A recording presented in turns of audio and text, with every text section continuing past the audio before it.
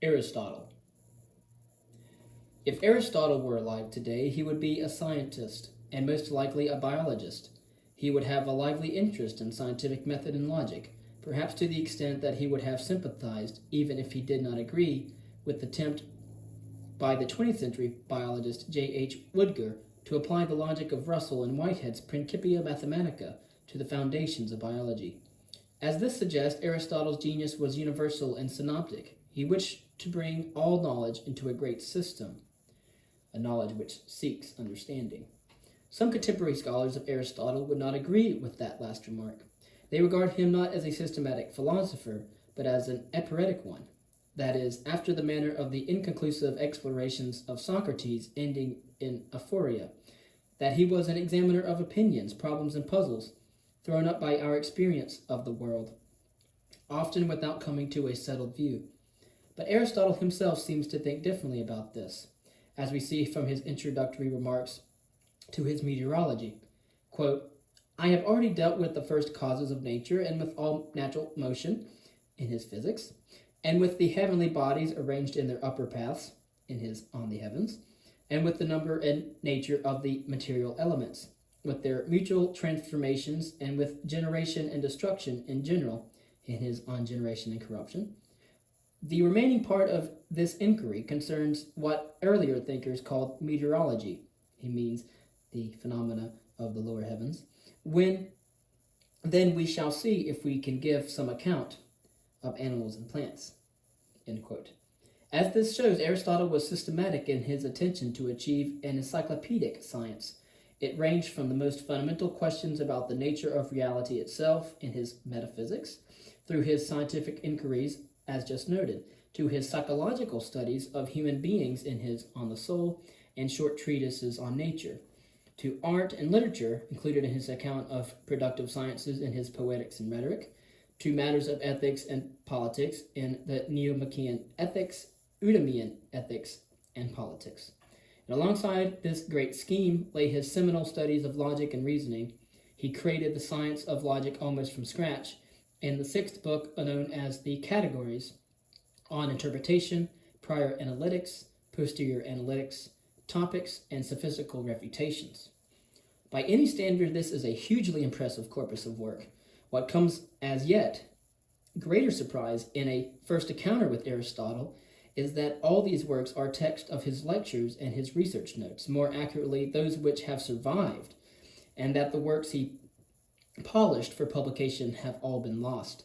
The polished works were written in dialogue form on Plato's model, and in contrast to the rough-hewn nature of the works we have, they were said to be of outstanding literary quality. Plato's Greek is a thing of beauty, yet so great a stylist in his own language as Cicero would say that whereas Plato's style was silver, Aristotle's was, quote, a river of gold, end quote. Most of Aristotle's lost dialogues were probably productions of his earlier years, when he was still a student and colleague of Plato in the academy, and still under the influence of his teacher. This is surmised from such evidence as the fact that in fragments of his lost dialogue, Grylos, on rhetoric, he appears to put forward the same view as Plato had offered in his Gorgias, to the effect that rhetoric is not an art, a techne. The difficulty with lost works, known only from fragments and testimonia, is that they can seem to commit their author to a view which he might in fact be mentioning only so that he can criticize it. This reminds one to point out that Aristotle was a philosopher who kept thinking, developing and revising his views. The writings which are collected as the rhetoric that we have today followed now lost works on the same subject known as the Technon Synagogue, thought to be Aristotle's earlier thoughts on the matter. It is these rather than the rhetoric that underlie Cicero's writings on rhetoric. It is a lucky accident that we have as much of Aristotle's writings as we do, given the vulnerability to disappearance of the works of antiquity. Plato's dialogue survived because his school lasted for nearly 1,000 years. Aristotle's nearly did not survive at all. They did so because, so we are told by Strabo, they were left to his successor in his own school, Theophrastus, who in turn left them to his disciple Nilus. Nilus took them to his home at Sepsis in the Troad, and bequeathed them to his descendants, none of whom was in the slightest interested in Aristotle or philosophy. They stored the manuscripts in a cellar where they were attacked by damp, mold, insects, and mice. Fortunately, they were bought by a wealthy Athenian bibliophile and collector called Apellicon, who lived in the 1st century BCE. His great library was taken as booty by the Roman general Sulla, the dictator, when in 86 BCE, during the First Mithriatic War, in which Rome conquered Greece, he captured Athens. The texts were taken to Rome, where Andronicus of Rhodes, one of the few survivors of Aristotle's school, which had all but died out in the 3rd century BCE, set about editing the works. We owe to Andronicus the form and arrangement of what we have of Aristotle. Aristotle was born in 384 BCE, 15 years after the death of Socrates in Stagira in Macedonia. He died at Chalcis 62 years later. His lifetime spanned an epoch. It stretched from the last days of an independent and truly classical Athens, where he went as a teenager to study in Plato's academy, to the subsumption of all Greece in the Macedonian monarchy and the empire of Alexander the Great. Aristotle's father was the court physician to the king of Macedonia, Amyntas III, which meant that the family belonged by birthright to the medical guild of the Asclepiads, named for Asclepius, the god of medicine. Aristotle's father died while he was still a minor, so he was left to the care of a guardian, Proxenus, who sent him at the age of 18 to study at Athens with Plato. He remained a member of the academy, first as a pupil, then as a colleague, for 20 years, until Plato's death in 347 BCE. He and a fellow student, Xenocrates, left Athens because it is thought they did not like the appointment of Plato's nephew, Speusippus, as next head of the academy. Aristotle might have been a candidate for the headship and was not elected. Or it could be that he disagreed with Speusippus's philosophical approach, which was markedly Pythagorean. Whatever the reason, he and Xenocrates went to teach at a branch of the academy in the little Aeolian city of Assos. The ruler of the city, Hermias, was a remarkable man who had started life as a slave and rose by his own great talents. He was an enlightened individual who encouraged the academicians in his city. Aristotle had 3 contented years there, during which he married Hermias' niece, Pythias, and then he moved to the nearby island of Lesbos. This was almost certainly because he wished to pursue his empirical interest in marine biology. In 343 BCE, Aristotle went to Pella, the seat of King Philip of Macedon, where he was appointed tutor, in all likelihood one of the tutors, to the heir to the throne, then a boy of 13. This was the youth known to history as Alexander the Great. Much speculation surrounds the fact that the great philosopher and the great conqueror bore this relation to one another, though the briefest reflection shows that Aristotle could not have had very much influence on the prince. Aristotle liked the idea of small republican polities. Alexander created a vast empire all the way to the banks of the Jumna in India. Aristotle's ethics taught moderation in all things. Alexander drank himself to death at an early age. If indeed there was any influence, it seems therefore to have been an entirely negative one, but legend was too tempted by the juxtaposition of these mighty names not to wrap itself around them. Plutarch exemplifies this point, uncritically quoting supposed letters between the philosopher and the king, letters which are almost certainly forgeries. Philip of Macedon was murdered in 336 BCE, and Alexander succeeded him. Aristotle left Macedonia and went back to Athens, there founding his own school. It was located in the Lyceum, a gymnasium in the northern suburbs of Athens. His school came to be called the Peripatetic School because he lectured in the building's portico, peripatos. The word peripatetic means walking up and down. It is unlikely that Aristotle read from those elaborate lectures of his on the move, with disciples scurrying behind him. The name of the school is architectural, not descriptive of classroom activity. The school lasted for 12 years under Aristotle's direct leadership, but then his former pupil, Alexander, by now ruler of a great slice of the known world, suddenly took an unwelcome interest in him. Alexander thought that Aristotle was part of a conspiracy to have him assassinated, and therefore instructed his viceroy at Athens, Antipater, to arrest him.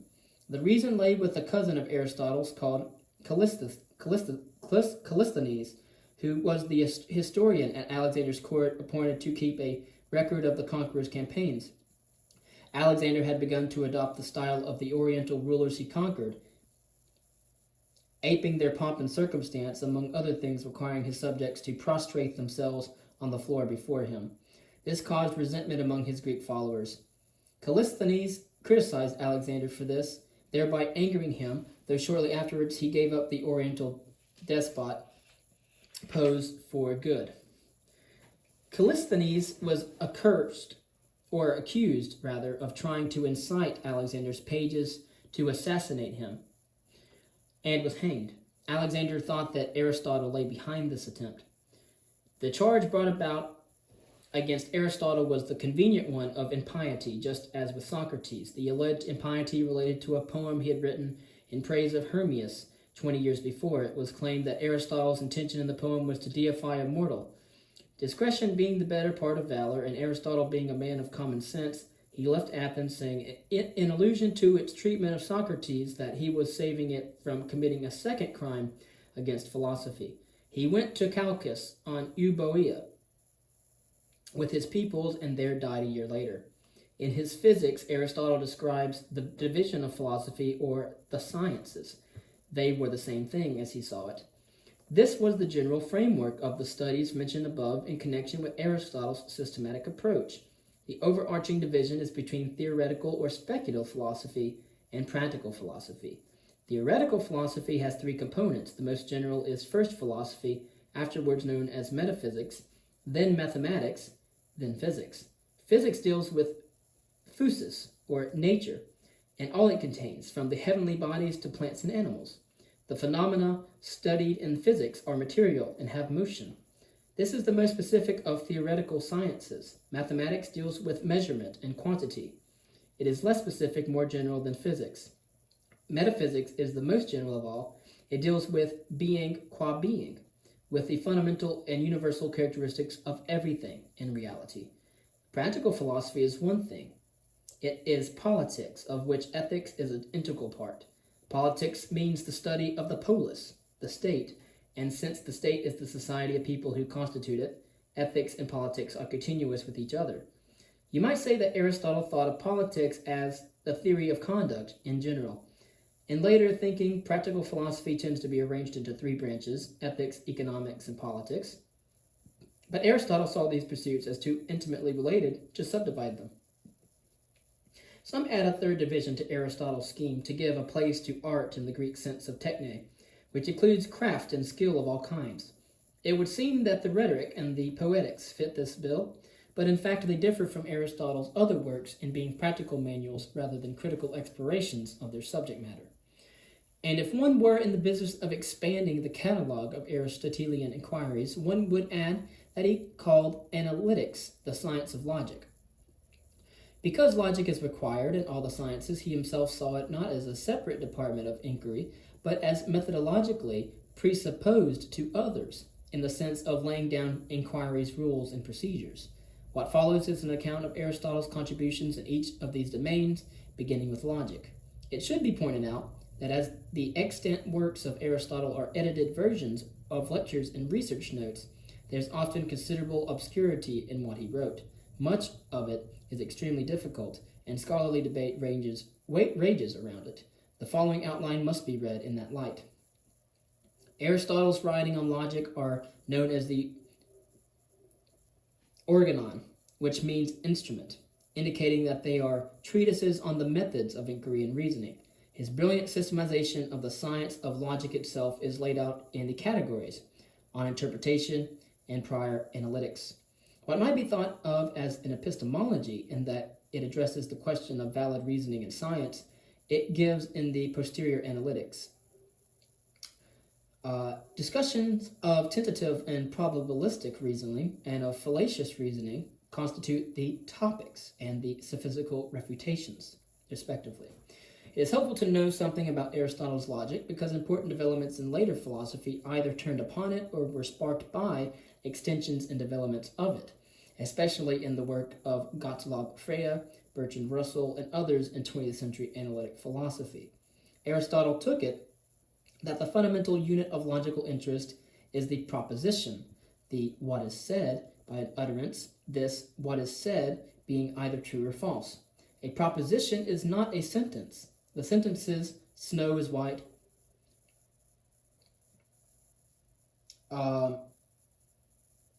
Schnee ist weiß, la neige ist blanc, Xushi bai, respectively in English, German, French, and Mandarin, Chinese, all express the same proposition.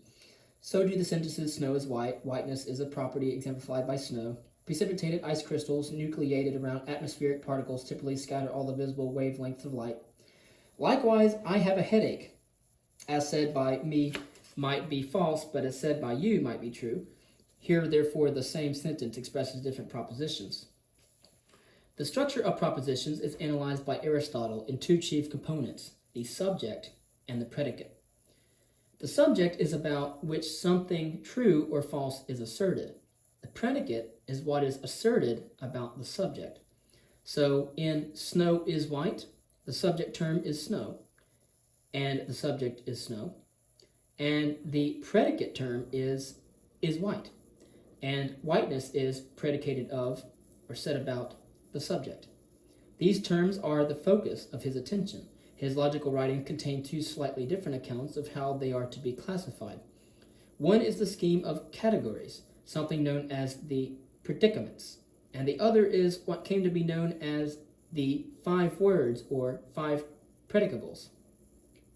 The intention behind the notion of the categories is to reveal what we are saying when we make an assertion of the forms A is B, A is AB, A's are B's.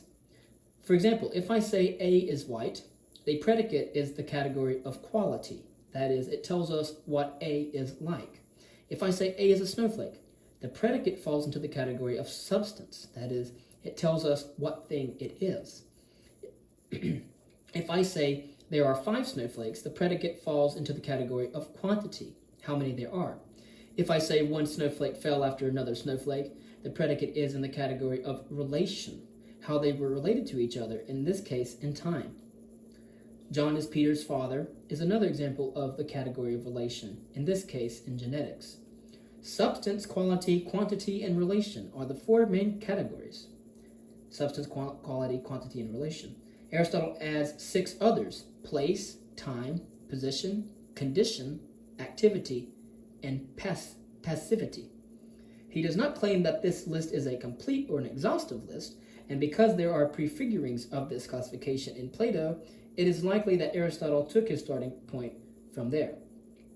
From noting that we often talk about all things, or some things, or at least one thing, of a certain group having a certain property, or that we deny that they have such a property, Aristotle distinguished between universal and particular propositions, and between affirmative and negative propositions. All A's are B is a universal affirmative proposition, while no A's are B is a universal negative proposition. Some A's are B and some A's are not B are respectively particular affirmative and particular negative propositions. Think of the terms in question as denoting classes of things, so that when we say all A's are B, or for this purpose better, all A's are B's, we could think of the things that are B as represented by a circle, and the things that are A as represented by a circle the same size or smaller, so that when we say all A's are B's, we are saying that the circle of A's lies wholly on or within the circle of B's. And of course, these relationships, as you know, are well represented, what is commonly called as Venn diagrams. Likewise, when we say some A's are B's, we mean that the circle representing A's partly overlaps with the circle representing B's, and so on. Aristotle's investigation of how such classes relate to each other as representable in these ways give him the concept of a classification into genus, species, difference, property, and accident. These are the 5 words. as later logicians called them, and they list the ways in which a predicate can relate to a subject, or alternatively put, the ways in which we can speak about something. You can speak about something specifically or generally. What is species and genus? You can talk about the differences between species of things that separate them from each other. That is difference. You can talk about the characteristics of something that are found in all instances of the class of things it belongs to. These are properties. Or you can speak of a characteristic that something happens to have, but which it could just as likely not have, which it has accidentally, so to speak. These are accidents, like the shape of a shoe or the color of a shirt. The species, or as Aristotle first called it, the definition of a thing, relates to its essence, the what makes it what it is factor. It is specific to the thing in question. The genus is that part of the thing's essence, which is not unique to it, but instead is shared with other things of the same kind in general. So, lion is a species of the genus animal. Biological taxonomy differs from this classification in having a more detailed, nuanced hierarchy in descending order domains, kingdoms, phyla, classes, orders, families, genera, and species. The differentia distinguish one species from another within a genus. They are what makes circles different from squares, though they are both instances of a shape. These concepts give Aristotle his fundamental view about how we categorize or define anything. We do it by genus and difference. So, with that being said, what Aristotle wished to achieve was understanding. That is, he wished to give explanations of things and ultimately of the universe itself. The Greek word for explanation, aitia, also means cause, and Aristotle framed the task of explaining things as ascertaining their causes. To know or understand something, he said, is to know its cause. Now, causes themselves have causes, and there's a risk that the chain of explanation by causes might run back forever. And this is where definition enters the picture. Suppose you explain A by saying that it was caused by B, and that B was caused by C. You will reach a point, say D, or perhaps eventually Z, where the explanation stops, because at that point we say, because it is what it is. We have reached the definition of the thing, an account of its nature, from which explanations of C and B and A follow. Aristotle identified 4 causes: material, efficient, formal, and final. Suppose you wish to explain what a table is. You cite the material cause, the wood from which it is made; the efficient cause, the carpenter's work that brought it into being; the formal cause, the form of the thing, the pattern or design that the carpenter followed in making the table; and then the final cause, the end, the aim or purpose, the telos for which the table was made. When you have given all 4 causes, you have given an explanation. Of these, the most important is the final cause, the purpose or aim, the telos. Explanations given in terms of final causes are called teleological explanations. Aristotle's epistemology and metaphysics are sharply different from Plato's. Plato's theory requires transcendent forms as the only appropriate objects of knowledge, properly so called, and therefore they must exist in a realm accessible only to the mind. Aristotle described Plato's theory as merely a poetic metaphor. Its worst fault, in his view, is its inability to explain change and how new substances come into being. How can transcendent, eternal, unchanging forms cause anything in the realm of becoming, where everything is in constant motion, change, and flux? Aristotle's view is that instead of thinking of individual things of copies of or somehow participants in a form, we should see them as composites of both matter and form, the form being immanent in the matter. When we say snow is white, we are not attributing the presence of a really existing abstract universal, which is whiteness, to the snow. We are experiencing a concrete thing. The word con obviously signifies with or together. Concrete denotes the a creation of joining together of two or more things constituting white snow. Aristotle's account of changing and of change turns on the idea of potentiality, in Greek dunamis, from which we get the word dynamic. Substances have a potentially either to be changed by something acting on them, which is passive potential, or to cause change in other substances, which is what animate things can do because they possess active potential. Change requires the realization of potentiality, the making of the potential cause, which he calls energia. This leads to Aristotle's thesis about the first cause of all things, given that everything is a concretion of matter and form which have been united by a cause, for example, white snow. And given that the causal chain cannot regress to earlier and earlier causes forever and ever and ever, there must be a first cause, which to break the regress must be self-caused. This self-causing first mover, he quotes, of the universe must, said Aristotle, be a mind, he thinks, the nature of which is pure thought. So he thinks the ultimate cause of everything is pure thought. And it thinks about the highest thing there is, which is thought. Hence it is pure thought, thinking about itself. To this he gives the name God. He thinks that pure thought is God. Because we can't get outside of our own reasoning. We can't get outside of our own heads, obviously. But his reasoning and reason for thinking that the first cause must be a mind or a soul is that the explanation for how animate beings can move themselves is that they have souls. He starts with this presupposition, and the account is therefore circular. But in any case, all animate things have nutritive souls, which motivate them in their most basic functions of eating and reproducing. That's obvious. All animals and some plants also have a sensitive aspect to their souls, which enables them to perceive the environment and respond to it. Human beings have both these and a third aspect to the soul, rationality, which enables them to think. For a living thing, the soul is the efficient, formal, and final cause of its being. Only the material cause relates to its body. Aristotle took the view that sensation is a passive quality of souls, allowing them to be changed by their body's contact with things in their external environment. We use the word informed now as an echo of this theory.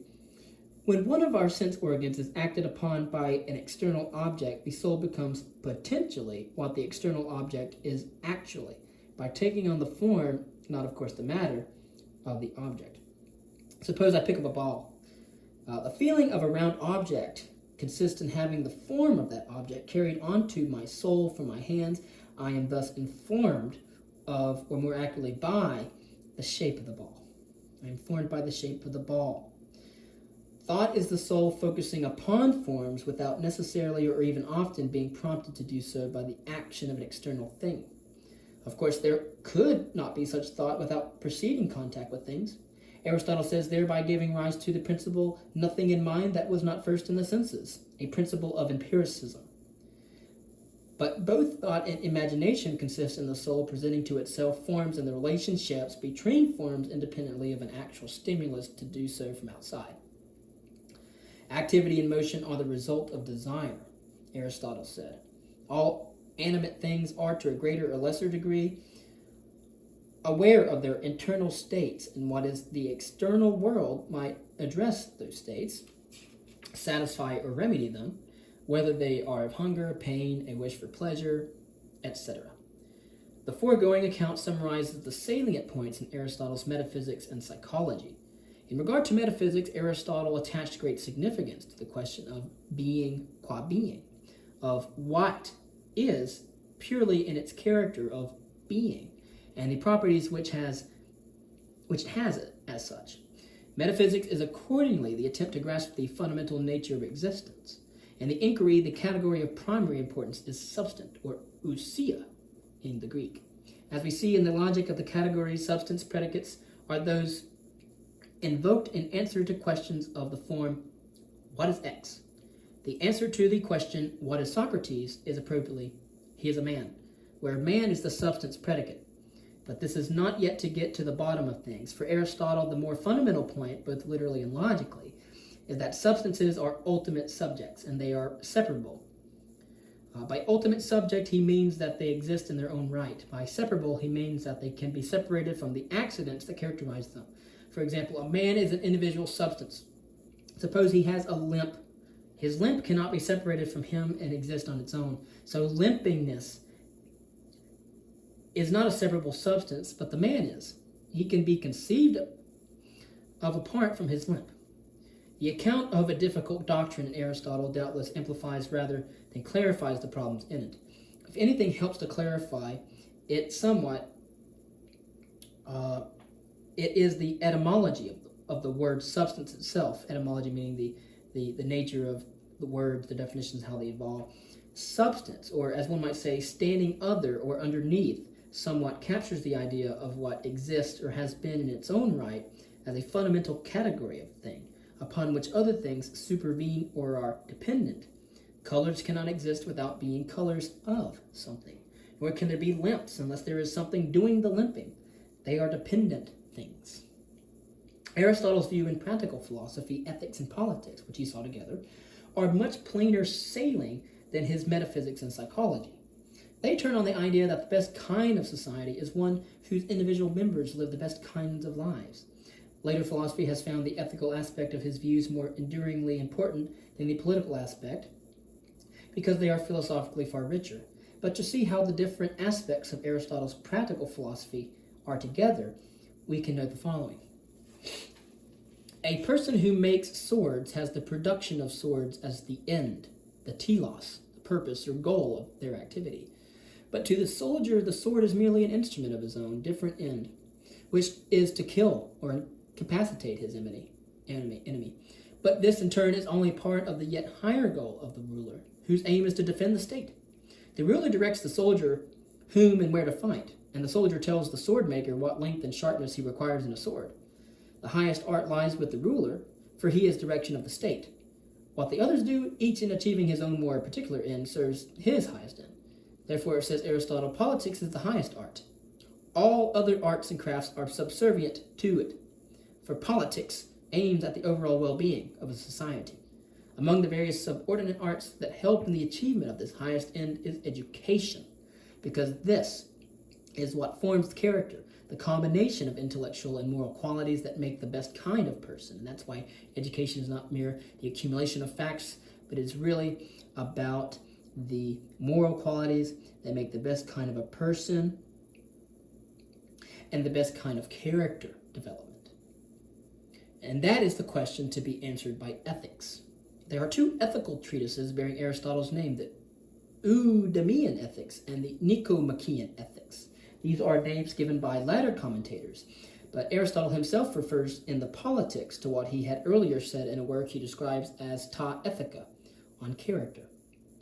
The names of the treatises allude to his friend Eudemus and his son Nicomachus, who were said to have edited them. The Nicomachean Ethics is a fuller and doubtless later work than the Eudemian Ethics, and quite likely postdates the Politics itself. A text called Magna Moralia has also been attributed to Aristotle, but it is more likely the work of a student or one of his followers. Aristotle's writings on ethics are the first ever treatises devoted wholly and systematically to the subject, and they are among the greatest. Aristotle's technique was to look at common held views about things, the endoxa, and the disagreements that arise about them, and to find a resolution to the disagreements. In the Nicomachean Ethics, he begins by noting that every pursuit aims at some good, which means that there are as many different kinds of good as there are pursuits. Such things as boat building, military strategy, and getting rich. Each requires subordinate goods to be attained. In carpentry, sword making, starting a business, each of which has its own set of subordinate ends to be achieved first, and so on. Each good is an end serving a higher end. But what is the supreme end? The highest good. It will be the end desired for its own sake, not as a means to anything beyond itself. And what is that end which is desirable for its own sake? There is very general agreement about this. Aristotle says both the general run of men and people of superior refinement say that it is happiness, or eudaimonia. Happiness, or eudaimonia, is an inadequate translation of this term. Well-being and well-doing, flourishing, would be a better term for eudaimonia, well-being and well-doing. But then they disagree about what happiness is. Some say it consists in the possession of wealth. Others say honor. Others again of pleasure. And their opinions differ according to the condition they happen to be in. The poor man says wealth is happiness. The sick man says it is health. But a little thought shows that wealth, honor, pleasure, health, or any such, are not ends in themselves. They are not themselves instrumental to whatever is truly the highest good. Not only is the highest good not instrumental because it is desired wholly for its own sake and is sufficient of itself, but it is the thing toward which all other instrumental goods strive, the single final end of all activity. It is indeed happiness, but not as identified with any of the individual instrumental ends. Instead, it will be what we attain when we live in accordance with the function of human beings. What is the function of human beings? Aristotle approaches an answer to this question by analogies. What makes a good flute player? Skill at playing the flute. What a good carpenter? One good at making things from wood. Each is good because he performs his particular function, his work, or ergon, very well. To do his work well is the virtue of excellence, arete, of a flute player and qua flute player, or carpenter qua carpenter. What is the arete of a human being qua human being? It is to do the work of being human well. And what is the work of a human being? It is to live up to that thing which is distinctive and defining of humanity, namely the possession of reason. A good person is therefore a person who lives and acts rationally in accordance with virtue. The human good, says Aristotle, is activity of soul in accordance with virtue, and if there is more than one virtue, in accordance with the best and most complete. So now we must understand the nature of virtue. There are two kinds of virtues, says Aristotle, those of mind and those of character. The virtues of mind further subdivide into practical wisdom and theoretical wisdom. Virtues of character include courage, temperance, and justice. Everyone, and of course here Aristotle actually says all free males.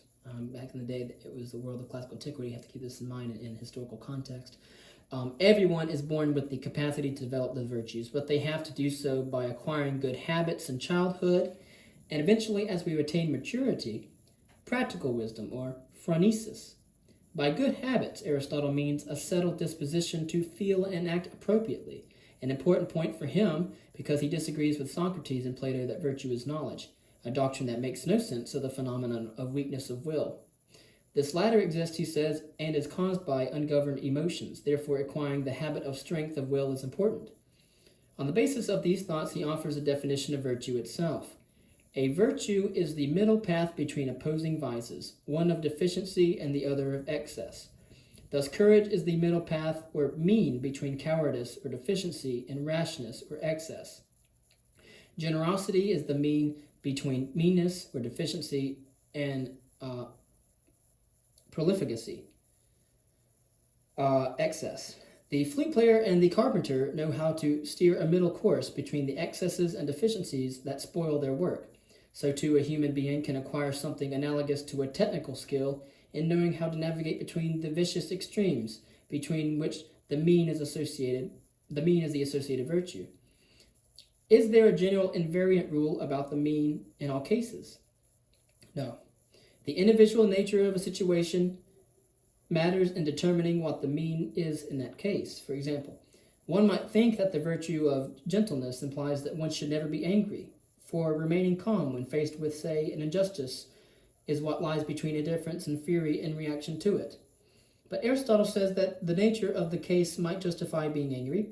To be angry in the right way, to the right degree, for the right reason, is virtuous, but not to such a degree that it undermines reason. Quote, Aristotle says, virtue makes the goal right. Practical wisdom teaches how to reach it.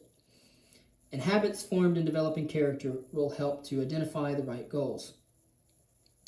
End quote. So if we do not have or do not yet have the practical wisdom to work out how to reach those goals, we must first imitate those who do have such wisdom. And Aristotle concedes that moral luck plays its part. Those in fortunate circumstances find it easier to attain eudaimonia, or well-being, or well-doing, or flourishing, than those for whom life is a struggle. It would be a mistake to regard the doctrine of the mean as implying that every goal should be a compromise. The doctrine is about how we act, not about always seeking halfway house results. The critics who say that Aristotle's ethics of the middle way is by its nature middle class, middle-aged, and middle brow are confusing intended action with intended outcome.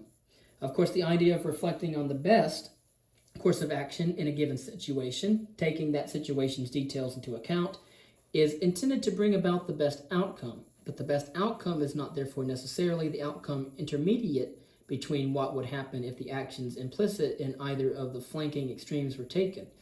Suppose one decides to be generous to a person in need of money. The opposing vices are giving him nothing and giving him far more than what he asked for, or even everything you have. The generous amount is what you can afford, not half what you have. In some cases, his needs and what you can afford might prompt you to give him more than half of what you have. It will depend entirely on the case. Aristotle defined human beings as political animals, that is, being alone capable of living together as citizens in a state. Political animals is that beings alone are capable of living together as citizens in a state. It would seem from this that his definition of the best life for people should therefore be that it is the life of cooperation, of achieving harmony or balance in the interest of a state, and that indeed is an end Aristotle identifies as a great desideratum, especially if the state is a polis, of the kind he most approved, a small state, the ideal size of being one where the voice of the town crier can be heard from one end to the other. Now, this illustrates reasons why he disliked monarchy and empire, the very opposites of the kind of state he thought desirable, that everybody would be able to be heard. But in fact, there is a higher best life for man than life as a citizen, but which being a citizen enables. Being a citizen by its nature is a life of activity as a citizen of the polis. But the yet higher life is a life of contemplation, or in short, the life of a philosopher. For this, after all, is the life lived in greatest conformity with the distinguishing feature of a human being, the possession and exercise of reason. And so the higher life is a life of contemplation. A higher life is a life and distinguishing feature of a human being who has the possession and exercise of reason. In line with this view, Aristotle argues that the well-run state will be so if it provides an opportunity for leisure, for the opportunity to learn, discuss, and contemplate, not depending for our happiness on externals of status and material goods, but on being our own masters and enjoying the purest of pleasures, the exercise of our intellects. This ultimately is why we educate ourselves, he says, so that we can make a noble use of our leisure, a very view different from today's belief that education is almost wholly about getting a job. It might seem that Aristotle's subordination of ethics to politics has been reversed here, but this is not so, for in his Politics, Aristotle argues that the state came into existence in the first place so that men might live. But then as the state matures, its point develops into ensuring that men might live well. So not that it's that the state comes in the first place so that men might live, but it's only once it's settled securely and developed, it ensures that men might live well.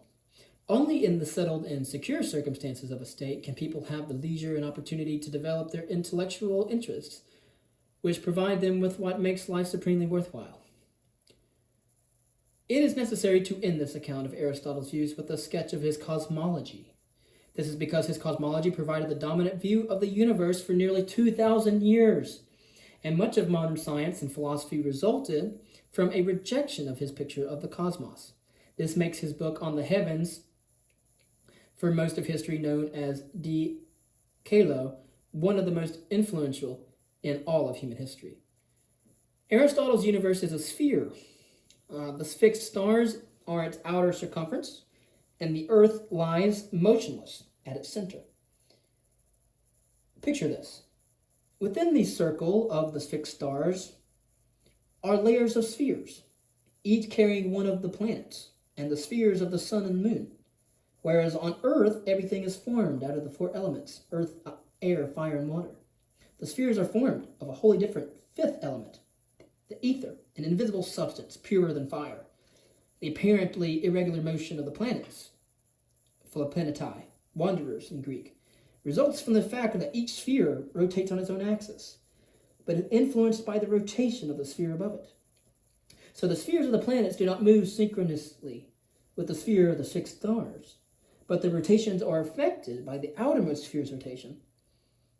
Ingenious mathematical description of these irregularities were achieved first by Hipparchus about 150 BCE, and then most notably by the 2nd century CE, the Alexandrian astronomer Ptolemy, whose system remained the dominant one until Copernicus in the 16th century CE.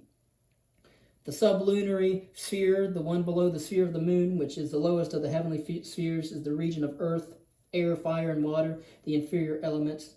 Inferior does not automatically mean bad or second rate, but simply below. However, it has come to have the connotation we now attach to inferior because it lacks the purity and other distinguishing properties of the ether, the superior, above element constituting the spheres, known also as the quintessence, because it is the fifth essence, additional to the inferior four. Whereas the natural motion of the ether is circular, the most perfect path for anything heavenly is a circular one, according to Aristotle. The inferior elements move either upwards or downwards. Earth and water move downwards. Fire and air upwards. Earth is the heaviest. Fire is the lightest. Things composed of inferior elements move in straight lines, according to Aristotle, unlike the superior heavenly things which have their circular motions. The doctrine of the four inferior elements came from Empedocles, along with their properties of being cool, moist, hot, and dry. Things made out of them are corruptible and perishable. The heavenly bodies made of quintessence, Aristotle thinks, and are incorruptible, imperishable, and eternal, again, satisfying the Parmenidean requirements. So he thinks that the universe is eternal, which we know now it's not. So much of Aristotle's cosmology is suggested by Eudoxus, another of Plato's pupils, but the form in which it came to be adopted by eventually the Christian church was Aristotle's, and this is the reason for its longevity, of course. And as late as the 17th century CE, the Roman Catholic Church was still putting people to death if they refused to picture the universe to themselves in Aristotle's way, as happened to Giordano Bruno, which we speak of in the Renaissance period in 1600 CE. And we have nearly Galileo being put to death in 1632. So the temptation to regard theories such as this as merely quaint should be tempered by the fact that until the 17th century, really, anyone looking up at the night sky would have seen the heavens rotating about the earth. Had no reason to think it was he or she who was rotating relative to them. That shift of perspective took a great intellectual revolution to make it possible. And at one point in the history of our species, this shift must have been a vertiginous and even terrible surprise. In the centuries immediately after Aristotle's own time, his logical works were studied and in interesting respects developed by thinkers collectively known as the Megarian school, though they were not strictly a school. The name comes from Megara, the birthplace of a follower of Socrates called Euclides, whose later followers devoted themselves to logic. In other respects, however, Aristotle's influence was, to begin with, to all intents and purposes, null. Yet, although his thought was almost completely lost for a time, the tenuousness of the survival of his works, as described above, makes one shudder. Their rediscovery and survival have had an immense influence, directly and by opposition, on the latter history of philosophy and science. In fact, he was twice rediscovered, once by Andronicus over 2 centuries after his death, and then again in the 12th century CE, when works that had survived in the lands conquered by the Muslim scholars became much more accessible in Europe. In the high medieval period, as a result of this second rediscovery, he was known simply and with justification as the philosopher, a label bestowed by Thomas Aquinas.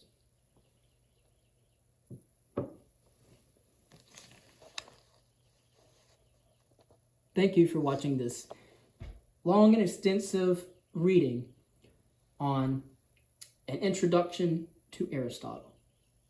I hope that has been informative, and I hope this will help you to think for yourself and think about what constitutes a life worth living. Thank you.